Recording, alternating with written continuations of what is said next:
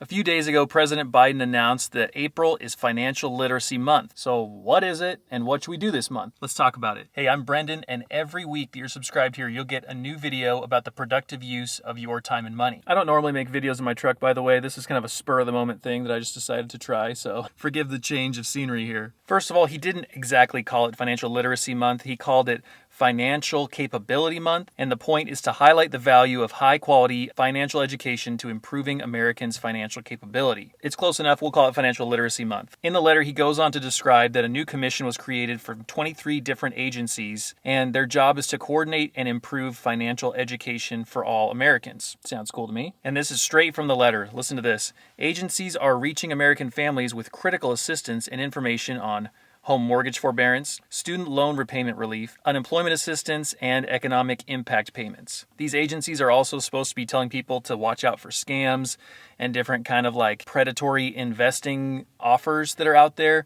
because there are a ton of those these days. So be really careful with those things. Be skeptical, because if something sounds too good to be true, it probably is. Then he ends the letter with a call to all financial educators in federal, state, local, and tribal governments, schools, and private sector organizations to recognize the systemic disparities in our society that have acted as barriers to financial well-being for too many families. That these people who are in those organizations should redouble their efforts to better understand and efficiently serve historically underserved people in communities, including peoples of color, low-income individuals, and persons with disabilities. So overall, I'd say it's pretty great, because I think there's not enough focus on this kind of thing day to day. So I think financial literacy is awesome, and I think that we can all benefit from getting a little bit more financial literate and learning about things that both help us and watch out for things that could hurt us. So what should we do this month? I came up with a little phrase that we can use called learn, look, and leap. The first thing we can do is learn about our finances. The second thing we can do is to take a look at our finances. And the third thing we can do is to take a step in the right direction, to leap in the right direction with our money and take action. First of all, we can learn more about personal finances. Take some time this month to learn more about money,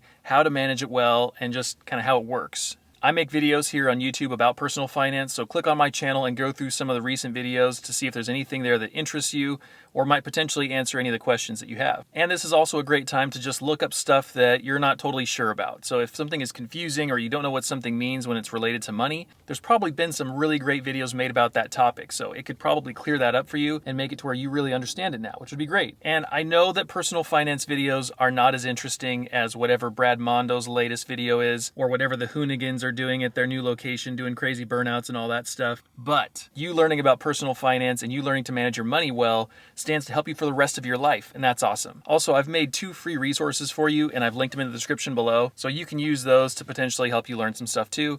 I'll go over those at the end of this video. The second thing we can do this month is to take a look at our own finances. First of all, whenever we do this, let's adopt Brené Brown's method of no shame, no blame. This isn't a time to bring up laments about our family members or about whatever has happened to us in the past. It's not a time to blame ourselves for what we could have, should have, would have done. Let's just look at it like cleanly, openly, and as a blank slate. It is what it is. Let's take it from today and let's move forward. For example, some simple things you could do is like re-log into those bank accounts that maybe you forgot the password for. Reset that password, get in there, and just start checking stuff out. See what's happening. Maybe you'll find something unsavory in there like a fee. And that's not great, but oftentimes with a simple call to their customer service line, you can actually have a bank or someone else remove a fee for you. So try that out. If you haven't done that before, I've actually done it a number of times and it's worked. And especially in case you've been avoiding your finances, which we tend to do whenever we're not comfortable or aren't happy about something, it's good to go ahead and kind of rip that Band-Aid off and investigate what's happening. If you discover anything interesting in this step, let me know in a comment. Third, we can decide this month to take a healthy step in the right direction. Taking action might look like adding up all of your recent expenses and adding up all of your recent income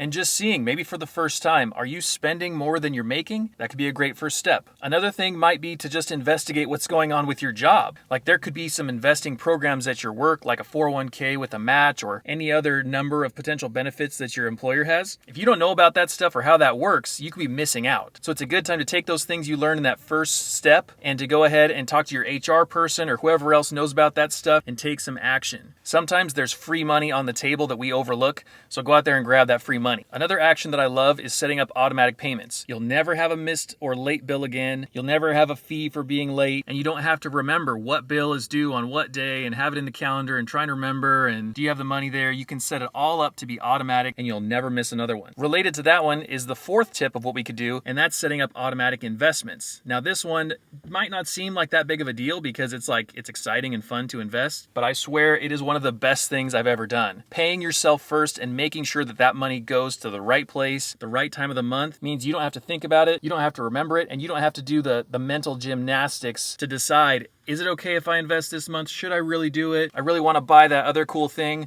Like, this makes sure that all that is out of the way and you make sure that you're invested. The free stuff that I mentioned before is all through Notion, and that's just like this free kind of productivity and note-taking app that I use. I really like it, and you can probably see the stuff that I'm talking about without creating your own account. But like I said, it's totally free, and all you have to do is to create your account and duplicate it to have your own version of these two free things that I'm giving you. The first one is a free investing checklist, and it's from another video I made called What Exactly Happens to Your Money When You Invest. If you're investing for the first time and it's kind of unfamiliar with you, this is sort of like what to expect. This is how you get your money there in the first place, and then if you decide to sell your investments, kind of how that works. And it's just a little quick reminder. It's like a single page.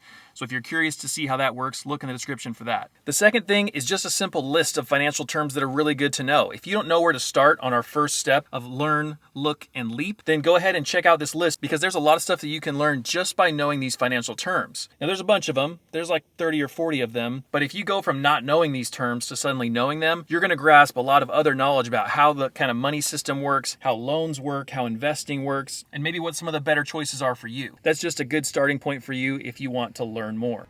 Think of the peaceful, serene day you can have in the park, going over your list of financial terms that YouTube guy told you about, listening to the wind blow in the trees and the birds chirp, learning what contribution and compound interest means. What a life we live. You could go on a hike and ask your friends what they think about 401k matching and amortization schedules. You could teach them what you're learning. And that's a kind of a joke, but that's actually a really good way to learn too, is to try and explain to someone else the things that you're learning. I challenge you on that first step of learn. If you're going to try and learn what some of these terms are, if you're going to learn new stuff about finances and money in general, to then go and explain it to someone else, because that's a great way for you to retain it better, and they'll kind of challenge you and judge whether or not you really know what you're talking about. So that's kind of a fun little practice tool that you can do. And since this is Financial Literacy Month, in the description I've linked some other videos that are related to personal finance, investing, savings accounts, the kind of things that's handy to know if you're getting started on this journey. So go ahead and look in the description and see some of the other videos that I've made around this topic. This is really why I want to make YouTube videos, is I want months like this to come around where we all focus on this, and maybe we've been avoiding it. Maybe we shouldn't be, but human nature, we do things we shouldn't do all the time. So take some time this month to give attention to your finances, to learn some new things, and to change your life. Because that's potentially what we're doing here. We're changing our lives, we're changing our kids' lives, and we're setting ourselves up for a financial future that is bright. Thank you so much for watching. I'll see you next time. Bye.